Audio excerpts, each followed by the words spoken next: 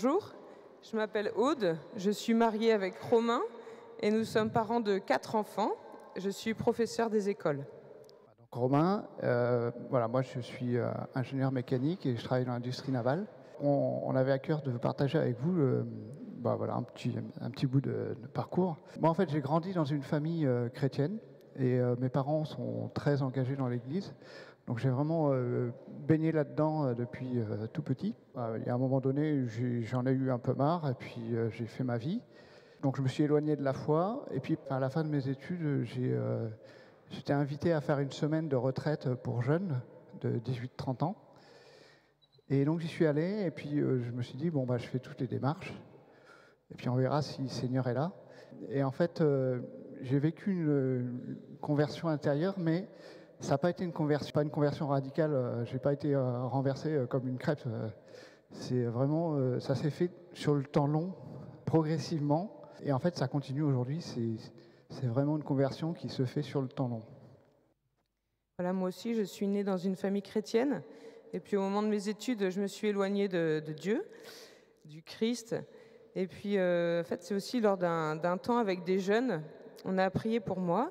Et aussi, il y a une personne qui nous a parlé des 4 manières de mettre Jésus dans sa vie. Donc, je vais vous expliquer. C'est une image, en fait. On imagine qu'on est dans une voiture, on conduit au volant. Donc, et puis là, on voit Jésus qui fait de l'autostop sur le bord de la route. Alors, première manière, on se dit, bon, Jésus, ouais, ça m'intéresse pas trop, je le laisse, donc je passe.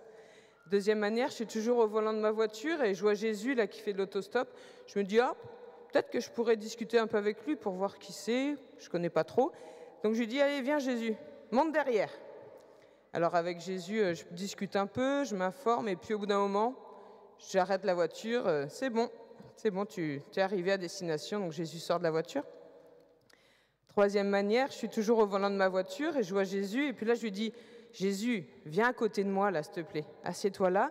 Et puis, je sais pas trop où je vais. Est-ce que tu peux prendre la carte dans le vide-poche? Ou alors, plus actuellement, tu peux programmer le GPS pour que je sache où aller. Et là, Jésus, en fait, il me guide un petit peu. Et puis, on discute et comme ça, je fais connaissance avec Jésus.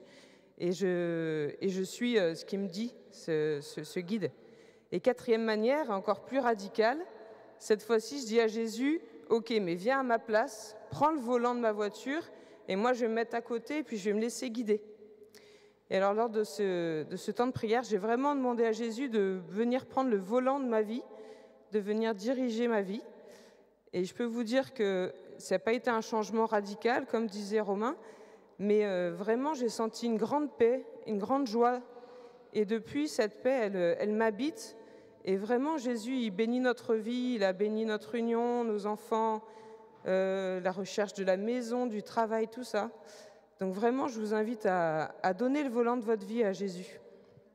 C'est comme dit Aude, en fait, c'est pas magique. On laisse Jésus le premier, mais en fait, quand on fait ce choix-là, c'est incroyable. Ça change, en fait, ça change tout, mais ça change rien aussi, parce qu'on reste nous-mêmes et le Seigneur nous laisse libres d'être nous-mêmes.